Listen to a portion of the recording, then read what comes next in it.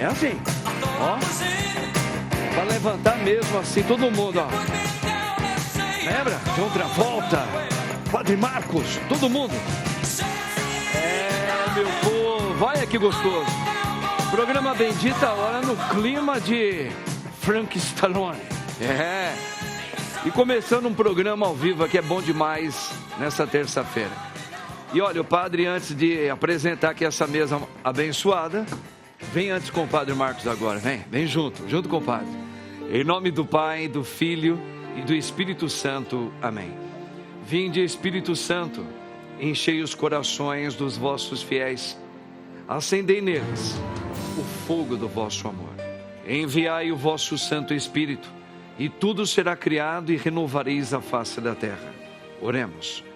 Ó Deus, que instruístes os corações dos vossos fiéis com a luz do Espírito Santo, fazei que apreciemos retamente todas as coisas, segundo o mesmo Espírito, e gozemos sempre da sua consolação, por Cristo Senhor nosso, assim seja.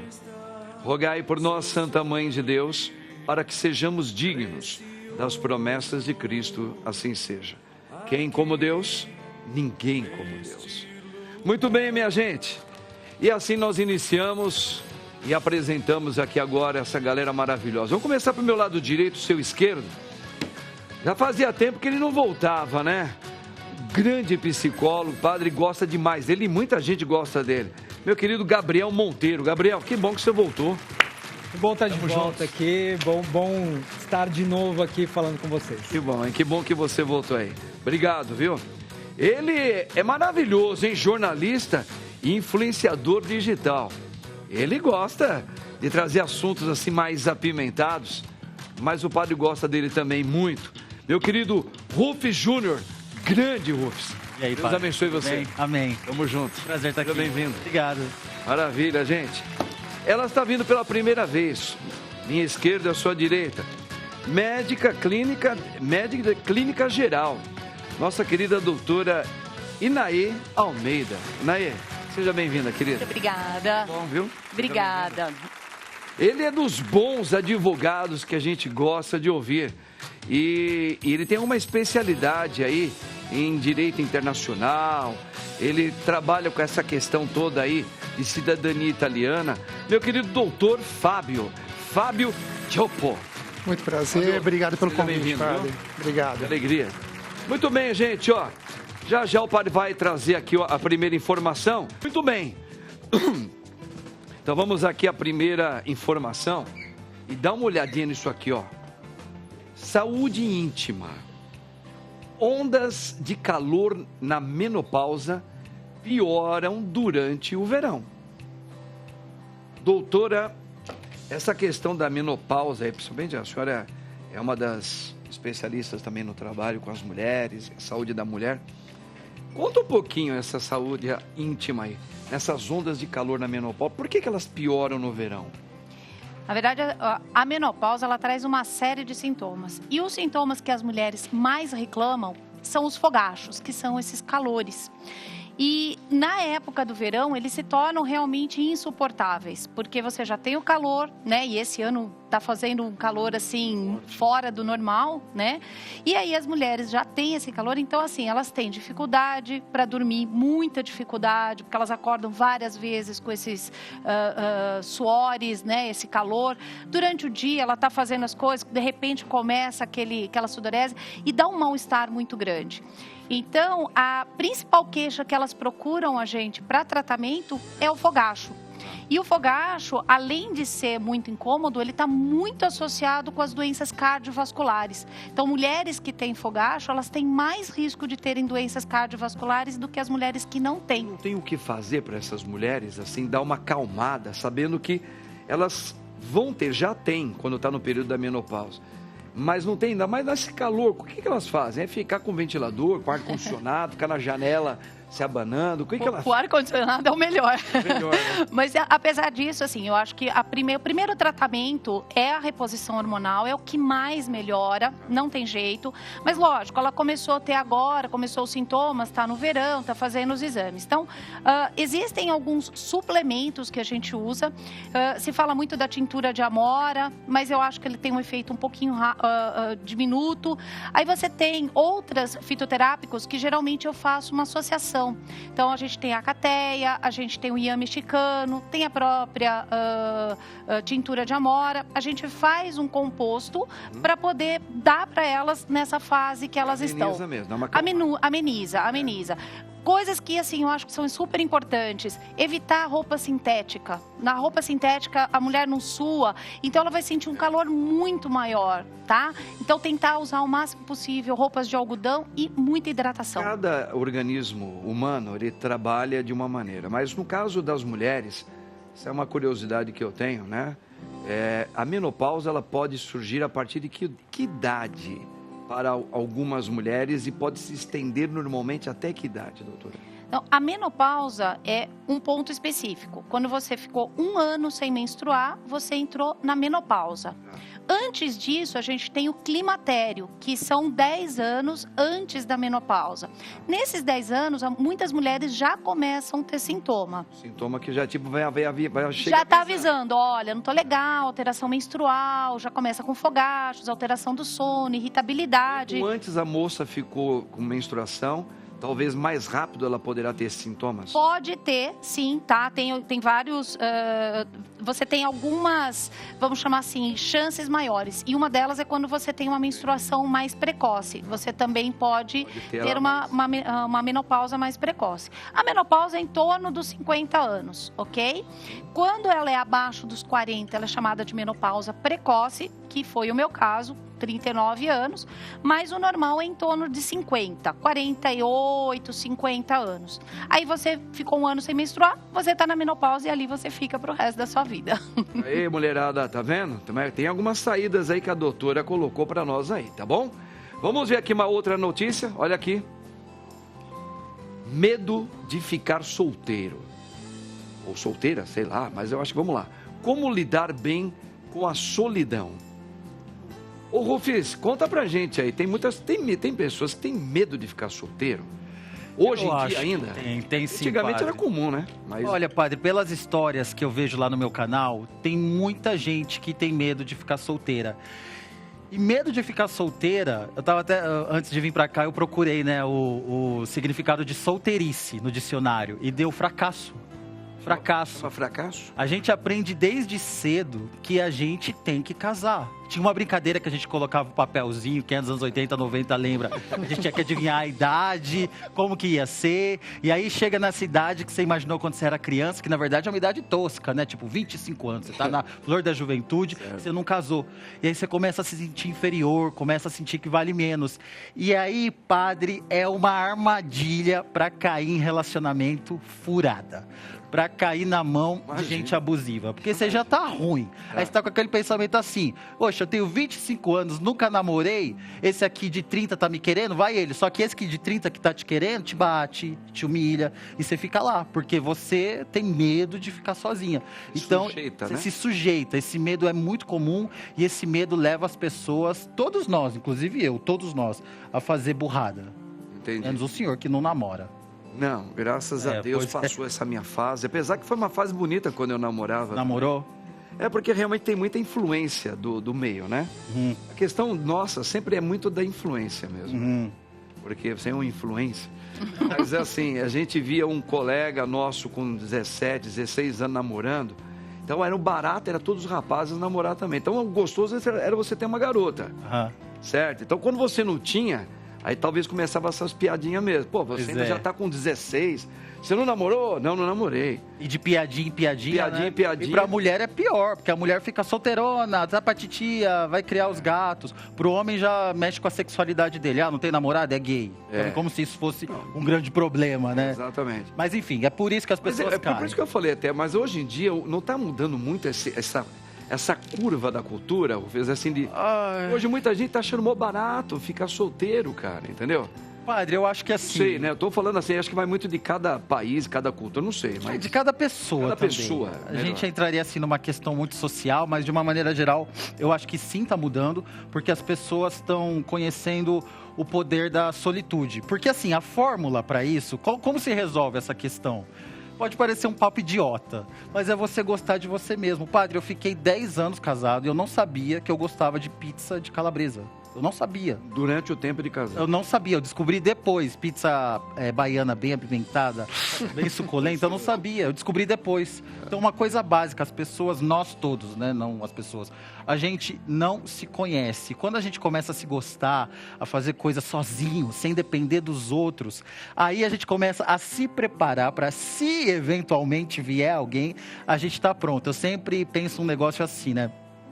É muito fácil reconhecer uma pessoa que tem amor próprio, que gosta de si mesma. Por quê? Normalmente essa pessoa, quando chega sábado à noite, ela não fica desesperada para sair de casa. Ela não fica em casa, ai meu Deus, o mundo inteiro está na rua e eu tô aqui sozinha. Ela vai saber se curtir, tomar o vinho dela. Mas ela fica mais seleta, né, Rô? Ela fica seleta porque ela aprende a gostar dela mesma. Claro. Se eu conhecer alguém... Exatamente. Para ter um relacionamento de namoro... Exatamente. Olha, eu preciso ver essas características que hoje, eu me conhecendo... Ela sabe o que ela quer. Ela sabe quer. O que ela não quer também. Então ela tendo esse amor próprio, é aquela coisa, quem sai de casa com fome, come qualquer coisa. Então você tem que tomar cuidado. Boa. Deu pra entender, minha gente? Rapaz, tem aquele negócio de ser solteiro, tem que ser inteligente, se autoconhecer, hein? Mas vamos lá, outra notícia, hein? Quero ver aqui, ó. Cidadania italiana, mais cara. Entenda impacto e mudanças com a nova lei. Medida aprovada no parlamento da Itália estabelece taxa de 600 euros por pessoa para conseguir documento, muito visado por brasileiros. Meu querido doutor Fábio, o nosso povo aqui tem muitos de descendência italiana, loucos para ter a cidadania, agora está mais caro. Isso não vai desanimar o nosso povo, não, a tirar a cidadania, ou você vai dar uns toques especiais aí? Com certeza. O povo brasileiro é persistente, né? Eu acho que o pessoal não vai desistir. A gente precisa entender um pouquinho da história na Itália, por que, na verdade, chegou-se a essa taxa. Desde 2023, a gente vê uma forte resistência para o reconhecimento da cidadania italiana, principalmente para nós, entre os brasileiros, os argentinos, venezuelanos, né? Os latinos em si. E alguns projetos foram propostos desde lá, e nenhum desses projetos realmente vingou. Isso porque o reconhecimento da cidadania ele é um princípio constitucional. Além de ter a Lei 9192, que rege o reconhecimento da cidadania, ele é um princípio constitucional. Para que você possa alterar esses direitos ou estabelecer limites para o reconhecimento, é uma complexidade muito grande. Então veja que, quando que você adquire o seu direito ao reconhecimento da cidadania? A partir do momento que você nasce numa família italiana. E você basta fazer, então, comprovar que você tem um grau de parentesco direto com o italiano da sua família, que pode ser seu bisavô, trisavô, às vezes até avô, muito próximo, você tem direito a esse reconhecimento. E como eles não conseguiram, né, alguns partidos políticos, enfim, alguns posicionamentos políticos na Itália, eles não conseguiram fazer a limitação do reconhecimento da cidadania, eles tiveram uma grande sacada. Eles fizeram uma alteração da lei orçamentária. O que antes era o valor de 542 euros por processo. Então, veja que o processo de cidadania italiana, você não tem limite de pessoas que podem participar. Então, se, por exemplo, você tem 5, 6, 7 parentes que também poderiam ter o direito à cidadania, todos eles são requerentes no mesmo processo. Dessa maneira, você divide todos os custos. E o custo processual... Isso aí é o legal. Isso é o legal. Exato. As outras vias que existem para o reconhecimento, eles são vias administrativas, os processos são individuais. O processo judicial, a gente fala que é um litisconsórcio. Você pode reunir vários requerentes com um único processo. Antes, a taxa era de 542 euros por processo. Se você fizesse o processo sozinho ou fizesse com mais 10 parentes, 542 euros, dividido entre 10 pessoas. E agora eles conseguiram a aprovação da lei orçamentária e passou para 600 euros por requerente. Ou seja, uma família com 10 pessoas, de 542 euros, passou para 6 mil euros. Caramba, rapaz. Dificultando. Então, eles encontraram um meio de dificultar de forma financeira. Eu não acho que vai ser impeditivo. Eu acho que quem realmente tem o direito à cidadania vai continuar com esse interesse diante de todos os benefícios que a cidadania traz, né?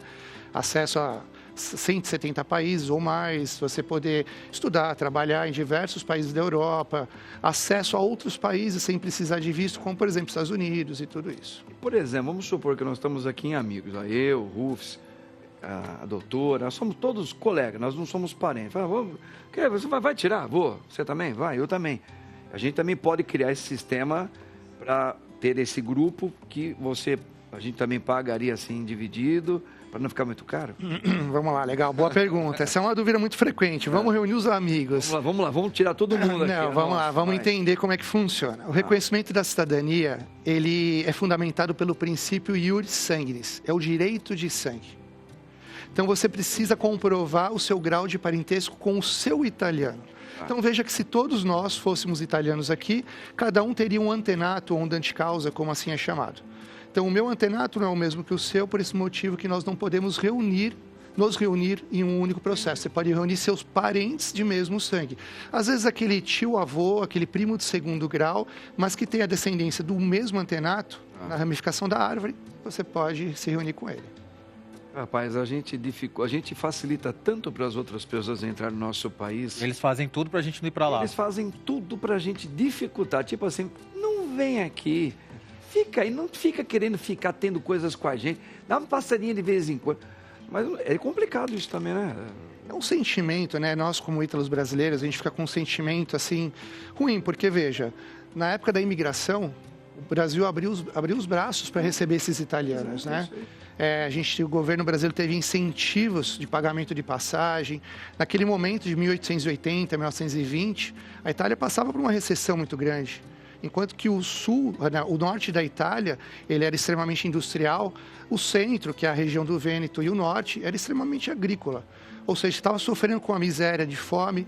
E aí o governo brasileiro precisando de mão de obra os cafezais, porque a gente teve ali em 1888 a abolição da escravatura, e nós recebemos esses imigrantes, né, que construíram a sua vida aqui no nosso país, ajudaram, colaboraram para a cultura do nosso país, né? E hoje a gente é tratado dessa maneira por muitos ali na Itália, né? Você falou que também os latinos, né? De uma maneira, acho que geral, não é? A imigração ela ocorreu muito aqui na região na América do Sul, Brasil, Argentina e Venezuela, mas também foram muitos imigrantes para Estados Unidos e Austrália. Sim. E por incrível que pareça, eles acabam reconhecendo esse direito sem qualquer objeção desses norte-americanos e australianos, né? Pois é, que coisa. Bom, gente, é o seguinte, vamos dar mais tempo de mais uma notícia? Vamos lá aqui, vamos aproveitar. Tá vendo? Tá ficando mais difícil para ser cidadão italiano, hein? Ó, amanhã eu mato você. Refém resgatado detalha abuso psicológico do Hamas. Andrei, como é que é? Kozlov. Ficou 8 meses em cativeiro na faixa de Gaza. Abuso psicológico. Ô Gabriel, esse abuso psicológico é uma coisa que parece estar cada vez mais comum e mais agressivo na sociedade humana, né, cara? Abuso psicológico sempre existiu e sempre vai existir em qualquer área da sociedade, né? Seja relacionamento, seja qualquer outra relação. Mas nesse caso aí, a gente vê que os terroristas, de forma geral, eles estão cada vez mais especialistas em colocar terrorismo psicológico, mesmo, né? Então, o caso deles aprenderem, eles têm estudos de psicologia, estudos de comportamento humano, para entender o que é pior você conseguir aplicar numa pessoa para ela quebrar emocionalmente, para ela ficar realmente sem chão. Estagnada. E aí, esse caso aí do Andrei e outros, né, que existiram, imagina, você todo dia ouvir um cara falando para você: amanhã eu te mato, amanhã você vai morrer. Amanhã chegará o teu dia. Isso ativa biologicamente, né, fisiologicamente, aquela sensação de luta ou fuga, aquele desespero, aquele cortisol no teu corpo, adrenalina, e isso é prolongado sem fim, porque você não consegue aliviar esse sentimento, essa fisiologia. Então imagina você num nível de estresse absurdo, o dia inteiro, além de isolamento social, então você fica trancafiado em algum lugar, geralmente com privação sensorial, ou seja, tudo escuro. Então isso faz com que você comece a alucinar, você comece a perder qualquer relação de entendimento da realidade, você ter uma quebra de autoestima e autoconfiança, um medo, e assim, eles também contam mentiras, assim, pegamos sua família, matamos não sei quem da sua família. Isso acaba com uma pessoa e imagina 8 meses disso. Então, para uma pessoa sair dessa situação, ela precisa de um tratamento, né? Tanto psicológico quanto medicamentoso. Porque ela precisa primeiro entender que ela não está... Porque imagina só, uma pessoa, um transtorno de estresse pós-traumático, que é uma das questões que acabam gerando isso. Ou até uma TAG, né, que é a ansiedade generalizada. Isso tudo, imagina qualquer coisinha disparar na pessoa, um sentimento de que eles vão me pegar de novo, ou então vai acontecer alguma coisa. Perfeito. Imagina a pessoa vivenciando isso. Então, aumenta a chance de suicídio, aumenta a chance da pessoa entrar em uma depressão profunda e acabar não saindo mais, né? Então, o tratamento ele é muito importante, mas a quebra emocional, a quebra da pessoa, do espírito da pessoa, isso é muito... Mas nesse tratamento, Gabriel, você que é um ótimo psicólogo, diga de passagem, ele é possível, ele ameniza, a pessoa vai ficar para sempre com os resquícios do trauma, tá? Esse trauma mortal, ou ela consegue ser curada? Vai depender muito de cada pessoa, de cada caso. Depende muito. A cura, a gente nunca fala que assim, nossa, ela zerou, ela não tem lembrança nenhuma, não tem sentimento nenhum linkado àquilo. Mas você consegue amenizar até ela ficar funcional novamente, né? Então, você pega transtorno de estresse pós-traumático aqui no Brasil, não é tão comum quanto em países que têm guerra, países que sofrem algum tipo de coisa. Mas um tratamento psicológico, e aí não é um tratamento de 1 ano, é um tratamento que vai. Contínuo. Mais um tratamento medicamentoso que é necessário. Em grandes partes desse tipo de tratamento. Às vezes não é eternamente o tratamento medicamentoso, mas ele é necessário durante um bom tempo. Pelo menos dentro do começo do tratamento. Principalmente durante o começo. Senão a pessoa não consegue nem parar para raciocinar o que está acontecendo. Mas você consegue eliminar vários padrões de gatilhos negativos que essa pessoa teve. Quanto mais inserido nesse trauma, nessa dor psicológica, nesse terror, mais demorado e mais difícil é a recuperação. Mas é possível. Eu atendia um paciente que ele estava na Ucrânia na época da guerra. E foi o primeiro caso que eu peguei de atendimento de uma pessoa que estava em guerra, né, naquele processo e trabalhando estresse pós-traumático nele de guerra. Coisa horrorosa. Então, e vai se trabalhando esse processo e vai conseguindo amenizar, direcionando a pessoa, mas é uma quebra muito forte emocional. A gente fica pensando sobre isso aí, que é a questão da guerra. Vamos supor a guerra que a gente está dando como exemplo. Guerra, jamais. Mas eu acho que se fosse para a gente falar assim, não tem jeito. Então faz o seguinte, é melhor você me bombardear agora, acaba comigo, do que sofrer esse abuso psicológico, que isso é pior. Que isso é uma coisa que vai te matando por dentro, você não consegue, não consegue pensar outra coisa. É um dano horroroso. Pelo menos fala, você me mata logo de uma vez, eu acabo aqui na agora. Eu estou falando que uma coisa é horrorosa, a outra também é. Sim, sim. Mas acho que se fosse falar, olha, só tem uma maneira de você escolher. Você escolhe morrer agora ou um dano psicológico? Se eu não estou preparado, me mata agora. E é exatamente isso que eles fazem, né? Eles vão te matando aos poucos, né? E te implodindo e te quebrando. Então, ele vai fazendo isso e a sensação de você não ter controle de nada, isso é uma coisa desesperadora para o ser humano, que busca controle de tudo. Então, é terrível essa situação, né? Gente, mas tem algo que tem solução sim, tá? Também, como grandes psicólogos como ele. Mas, gente, nós vamos fazer um intervalo para a gente experimentar o cafezinho da Rede Vida, que é o melhor que tem, tá bom? Já o Padre volta. Olha aqui, minha gente, cafezinho gostoso. Tá aqui batendo papo com meus amigos aqui, ó. Bom, hein? Bom. Não é? Bom. Você que fez? Rodolfo. Rodolfo é o cafezeiro daqui, eu já falo. Mas, gente, vamos aqui uma outra notícia aqui, super legal. Dá uma olhada aqui, ó. Legal pra gente pensar, raciocinar junto, ó. Com ele, Relacionamentos após os 60 anos trazem sentido à vida e benefícios à saúde. Tá, mas isso aqui, Rolf, são, vamos falar mais exatamente, ou num todo, para pessoas que não têm alguém, é meio sozinho depois dos 60 anos, ou até os que já têm relacionamentos. Explica isso aí. Eu sei que após os 60 anos a gente fica assim já meio um pouquinho preocupado, estou ficando velho. Mas como é que é esses relacionamentos? Por que eles trazem um sentido à vida? Se eu estou bem, se eu estou bem acompanhado, eu tenho muitos amigos, para mim também, estou dando exemplo. Olha, padre, nesse sentido aí, é mais pra quem tá sozinho. Sozinho mesmo. Mas mesmo que tenha amigos e tal, né? Tem aquela música que fala, fundamental é mesmo amor, o importante é a gente ser feliz, fundamental é mesmo amor, é impossível ser feliz sozinho. Quando a gente fala dessa solidão, a gente não tá falando de relacionamento, tá falando da vida social. Mas é bom ter um relacionamento. Os relacionamentos após os 60 anos, eles são bons porque, assim, a pessoa pode ter ficado solteira por vários motivos. Ou porque ficou viúva, ou porque estava num relacionamento ruim. E aí, quando você se apaixonar é uma delícia. Você lembra dessa sensação lá atrás? Lembro. Então, é uma delícia. Você sente umas borboletas no estômago, aí você quer ir pra academia ficar mais forte, você quer comer melhor, você quer falar melhor. Eu já até fiz romântico. Eu já fiz até um clareamento nos dentes porque eu tava apaixonado. Sério, né? Então, você começa a ficar... Você passa bom ar na boca. Você passa bom ar, exatamente. Poder encostar, assim. E aí, padre, você começa a se cuidar. Quando você tem 60 anos e você já passou por relacionamento, você tem outra cabeça. Normalmente você já está independente. Um pouco aquele auto se conheceu e passou pelos perrengues já. Exatamente. Você sabe o que você quer e o que você não quer.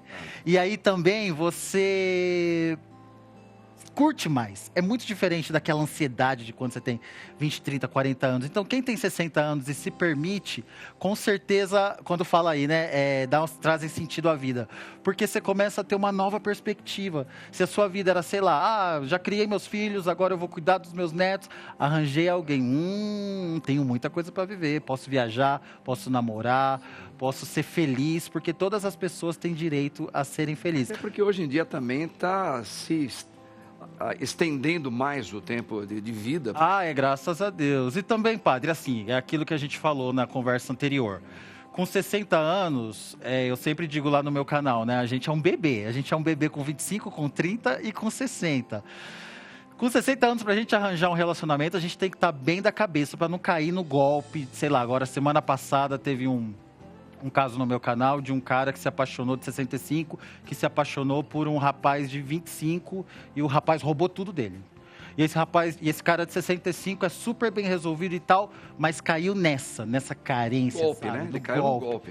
Então você tem que tomar muito cuidado para não cair nesses golpes e tem que encontrar alguém que realmente preenche esses requisitos na sua vida.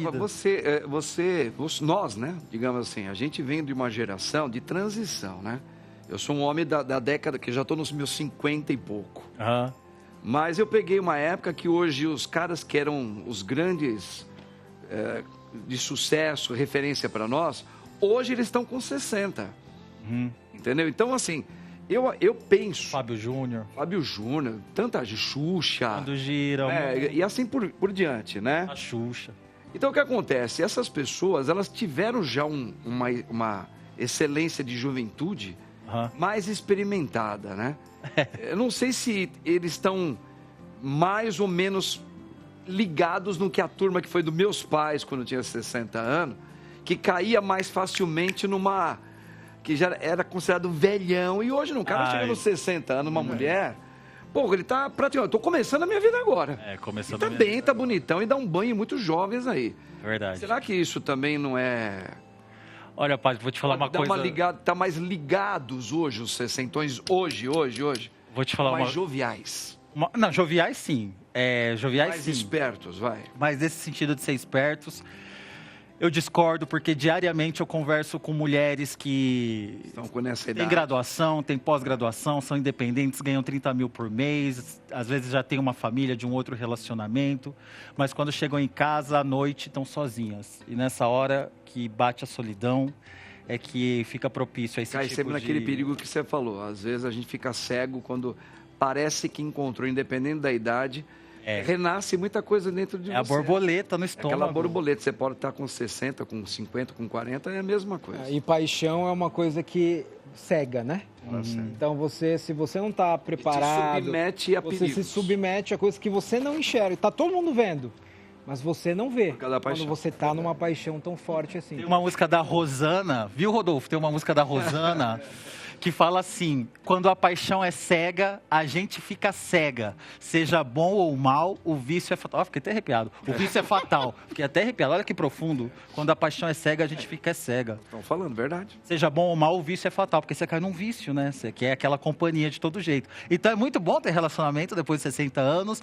Mas se ame primeiro, se conheça, saia com você mesma, vai sozinha no restaurante, vê se você gosta de pizza baiana ou não. Posso dar um pitaquinho aqui? Pode dar um pitaquinho. Você fala de relacionamentos, vamos tirar o relacionamento amoroso e vamos passar para relacionamentos networking, certo? Então, hoje tem um programa na Netflix, chama Blue Zones, que são locais onde as pessoas vivem mais de 100 anos.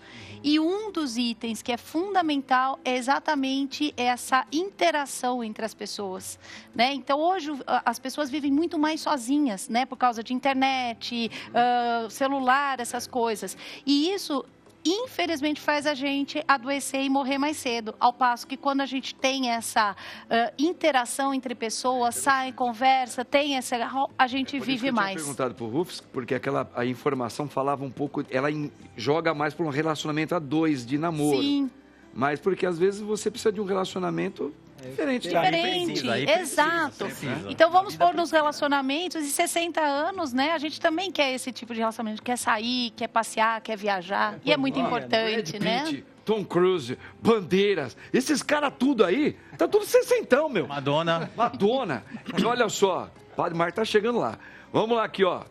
Menopausa não é o fim, viu, gente? Mulherada, olha aí. É um recomeço. Diz Adriane Galisteu.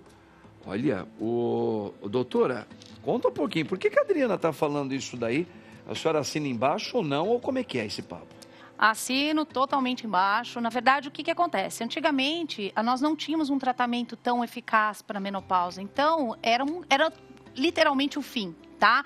Porque a gente tinha muitos sintomas e, enfim, não tinha como tratar. Hoje não, com esse tratamento que a gente tem hoje, principalmente os hormônios bioidênticos, né, que hoje está se mostrando que diminuem o câncer de mama ao invés de aumentar, como se dizia, ele vem para trazer a gente de novo à vida, né? Então a gente volta a ter vontade, a gente fica desperta, melhora a memória, melhora o sono, melhora o humor. Então realmente eu concordo com ela que hoje você entrar na menopausa não é mais aquela coisa tão ruim. A gente tem aquela fase que a gente entrou, mas começa a tratar e a gente volta a melhorar, mas melhora muito. E você, com 50 anos, se sentir jovem, se sentir bem, é ótimo, porque você tem toda a tua bagagem que você pode aproveitar. Antigamente, você tinha bagagem, mas você estava cansado, fadigado, não queria sair, não queria fazer mais nada. Poderia ser um sinal cultural por causa de outras épocas. Sim. Tava velhinha. Tava velhinha. Não tem mais, vou ter que ficar assim mesmo. Pega uma pessoa de 50 anos, que, né, na década de 70, sim, 80, pega 50 anos hoje. Não tem nada a ver, né? Não tem. E nem como a gente pensa, nem como a gente age. E a gente está aí, a mulher está no mercado de trabalho, com 50 anos, ela está no auge. Então, aí começa aquelas alterações de memória, tudo. Quantas mulheres deixaram de trabalhar nessa época por causa da menopausa? Já falou, já cheguei no final. Já cheguei no meu final. E hoje não. Hoje a gente está ali começando, querendo crescer. Praticamente é uma virada, né? A gente, naquele período que o Rufus está falando muito aí, que a gente está sendo mais seleto, está criando mais tarimba, sim, está se gostando mais, porque eu estou me conhecendo. gostando mais, exato. É um novo momento, tem que saber viver, né? Com certeza. É preciso saber viver. Ó, o príncipe está aí. O príncipe voltou. Bora, gente, vamos ver aqui, ó, mais uma informação. Aqui. Donald Trump prepara resposta às críticas do Brasil sobre deportação, diz site. O governo brasileiro disse que os brasileiros deportados no final de semana tiveram um tratamento indigno. essa colocação... Acredito que então, seja. doutor, conta um pouquinho sobre essa questão. Ele está preparando uma resposta às críticas, né? Você acha que... O que acontece? O Donald Trump, já nos primeiros dias do seu governo, ele realmente assinou alguns decretos que enrijecem um pouco as regras, né, da imigração. Esse é o principal objetivo do governo dele, fechar fronteiras e criar uma resistência a essa imigração ilegal. Só que tem que entender que, na verdade, essa deportação desses brasileiros, ele só está cumprindo uma ordem que foi expedida pelo governo do John Biden. Não foi o governo dele. Sim. Foi um acordo que existe entre o Brasil e os Estados Unidos, que foi firmado em 2017, para repatriar esses brasileiros que já estavam detidos lá nos Estados Unidos há algum tempo. Uhum. Então, muito se fala de que o Donald Trump fez meio que uma caça às bruxas a esses brasileiros e pegou e agora está deportando. E, na verdade, não é. Eles já estavam detidos e ele está simplesmente cumprindo uma ordem, né?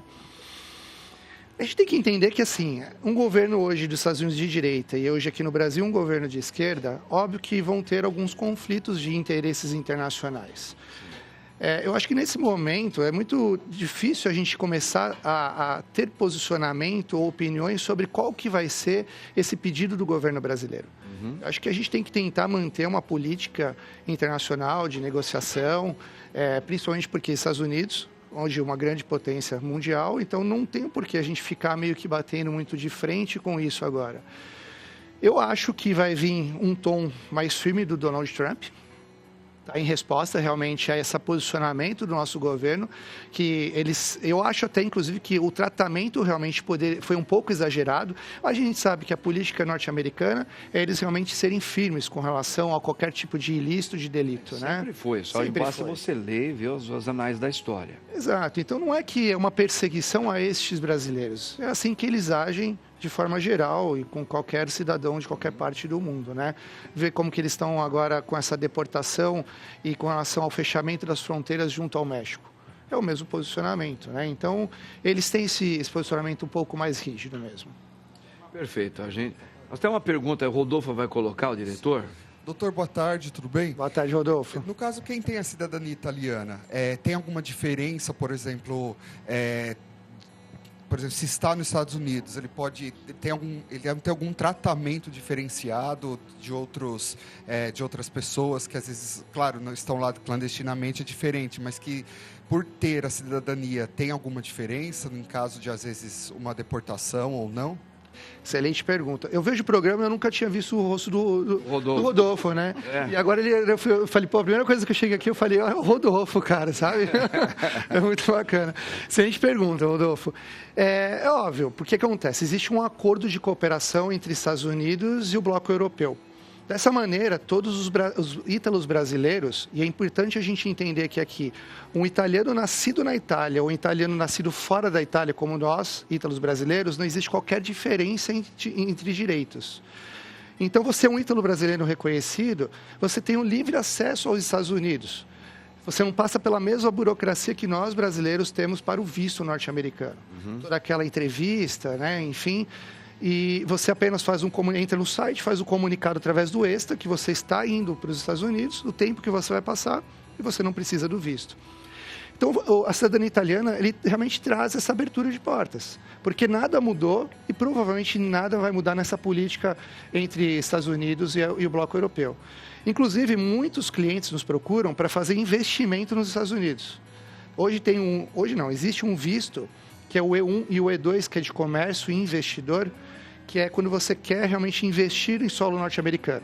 Então, você tem uma maior facilidade. Você comprova essa aplicação, esse investimento nos Estados Unidos, e você pode levar toda a sua família. Você tem os mesmos benefícios, praticamente, de um green card, e você tem esse visto permanente enquanto você tiver investimento nos Estados Unidos. Você estiver gerando renda, né, e comprovando lucro lá. E aí você pode levar sua família, sua esposa pode trabalhar, né? O seu cônjuge, no caso, se é uma mulher ou um homem, o cônjuge pode trabalhar, os filhos estudarem em universidades norte-americanas. E é muito fácil depois para fazer a renovação. Realmente é um benefício muito grande ter a cidadania.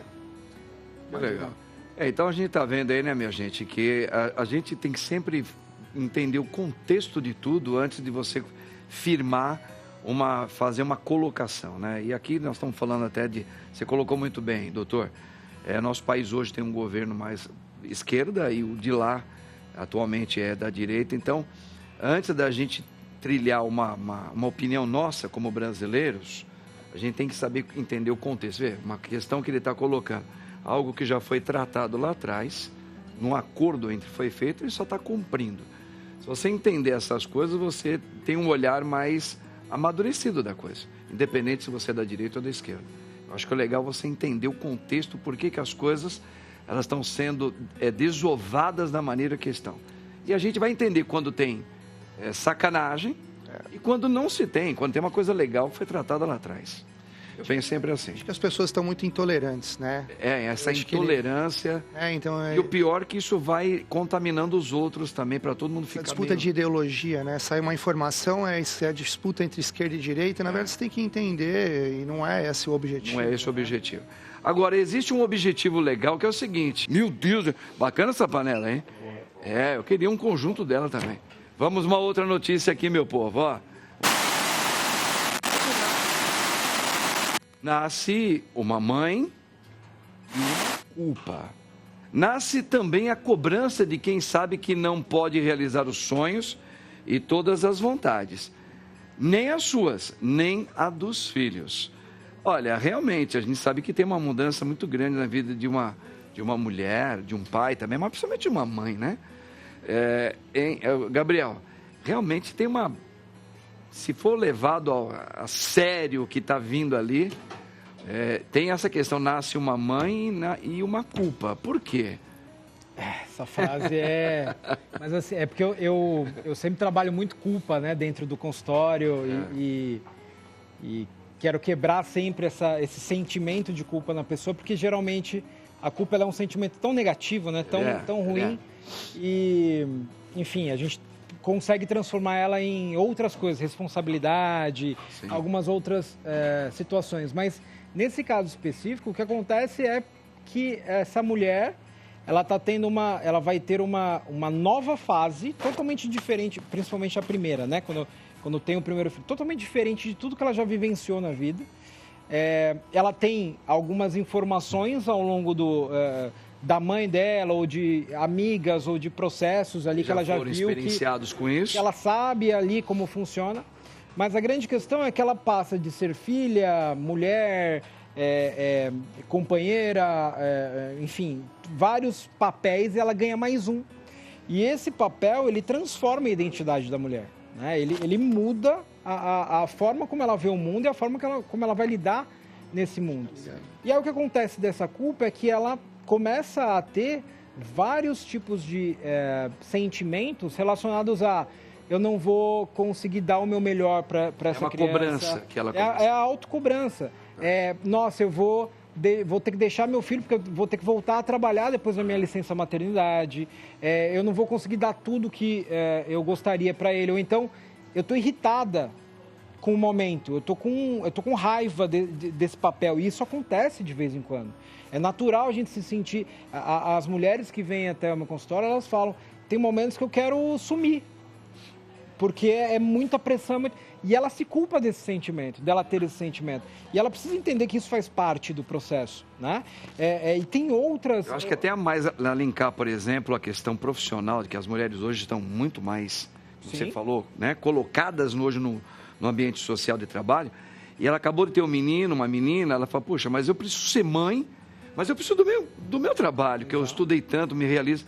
Então, acho que entra essas... E aí aquela coisa, não vou conseguir dar a atenção que eu gostaria para o meu filho, tô largando o meu filho ali na creche, alguma coisa, então isso gera uma pressão, né? E fora a idealização da mãe perfeita, né? Quando a mulher ela tem uma idealização de que, nossa, você é a melhor mãe do mundo e tal, então ela tem essa idealização e acaba dando um monte de problema natural. E aí isso gera uma culpa de eu não estou sendo a mãe que eu gostaria, que eu deveria, né? Então isso tudo gera uma pressão muito grande. Fora também a pressão, por exemplo, de rede social.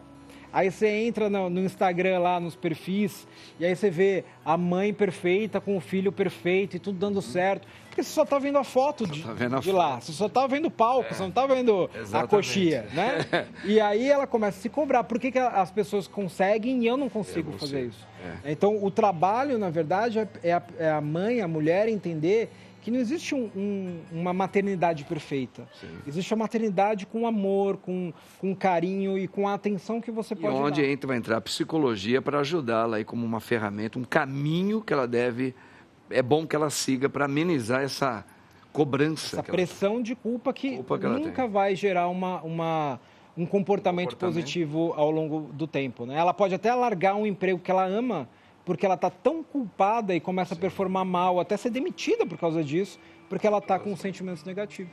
Gente, olha só, cada papo legal, né? Mas infelizmente o nosso tempo acabou e eu louvo a Deus pela sua presença, pela presença dos nossos convidados aqui. Agradeço muito o doutor Fábio, que veio hoje pela primeira vez, gostei muito. Eu que agradeço. Volte, por favor. Com certeza, doutor Fábio. Muito obrigado. Obrigado pela sua participação. Doutora Inaê, gostei muito. Obrigada. Que Deus abençoe você. Amém. Volte também. Muito obrigada. Vou bom? voltar. É muito esclarecida. Gabriel, você voltou e a alegria de todos nós aqui, cara. Bom. Obrigado, tá? E o nosso querido Rufus, que é maravilhoso. Obrigado, querido. Obrigado, Rufus. Que Deus abençoe você, tá bom? Amém. Até a próxima. Gente, e que Deus abençoe você no nome do Pai, e do Filho e do Espírito Santo. Amém. Tchau, olha aí.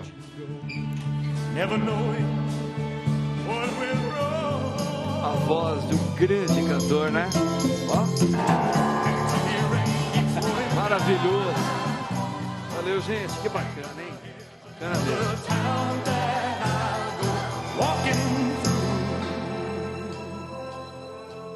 With the rain in my shoes.